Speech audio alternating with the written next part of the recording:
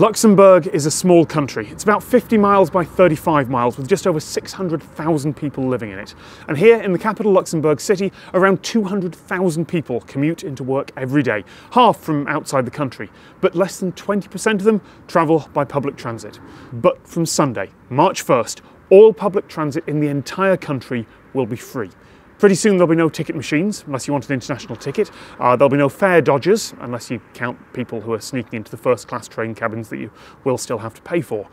And on the face of it, free public transit seems like an easy decision. Get people out of cars and into buses and trains. But it's a little more complicated than that. We are the country beside Qatar with the highest degree of cars per household in Luxembourg. And we have definitely a big problem, especially in peak hours, with enormous congestion problems. We have a problem also that quality of life in our cities, in our villages, it's really worsened. That comes because Luxembourg is a country where you had not only the highest average of economic growth in the last 25 years, but also our population growth is the highest in the European Union. Having a mobility behavior that is mainly based on individual cars cannot really function anymore. And at the end, it's also a problem then for our economy itself. Making public transit free is not a new idea. There are quite a few cities around the world who've already done it, and a lot of Estonia now has free public transit for residents. Luxembourg, though, is the first country to abolish fares entirely. And partly that's because it can afford to do it. The country's a small, rich tax haven. The thing is, public transit here is almost free already. A ticket valid for a full day on every bus, tram and train in the country is €4. The whole transit network costs the government €700 million a year to operate, but all the tickets sold add up to just 10% of that.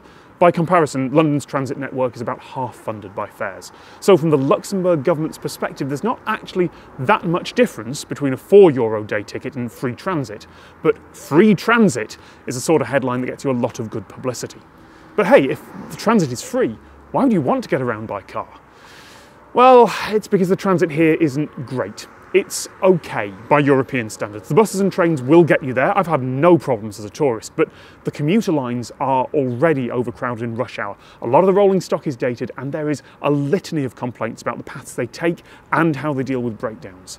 Driving here, even with the congestion, is usually quicker and more convenient, sometimes even for journeys directly between city centres. So every year there's more and more people moving here, and the infrastructure system is under a lot of strain. So the needs are to make it work, not to make it free. There's lots of research on this, and what comes out over and over again is that fare is not the main motivating factor. The motivating factor is comfort, reliability, and safety. No one never knows if the trains are actually going to be on time. It has happened that people are standing for an hour and a half on the platform waiting for the train with no substitute buses or anything. So that's an extreme case, obviously. But if one wants to be somewhere on time, one has to take this into account that these things do happen. The cities who are doing this, investing in the public transport, the free public transport, that will be the cities that, from a competitive point of view, will be worldwide the winning cities. Even if I say it's free to use, somebody pays it. So at the end, the €700 million will be paid by the taxpayers in general. Someone, for example, with a minimum income pays no taxes. So he has the public transport really for free. But somebody who pays high taxes, he pays much more.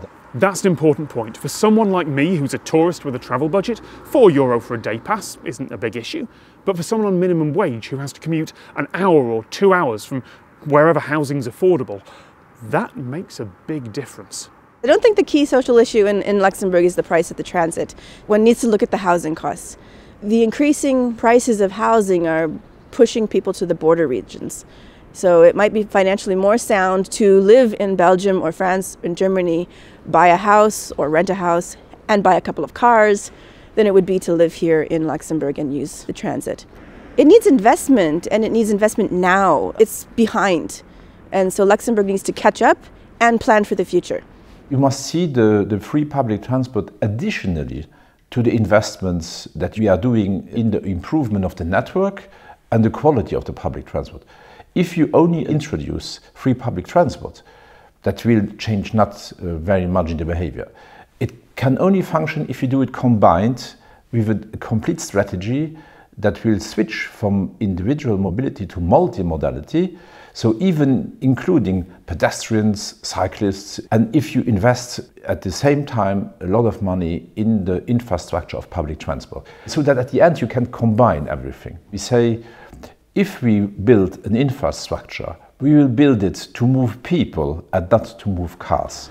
I'm not saying free transit is a bad thing. I think it's a great idea personally.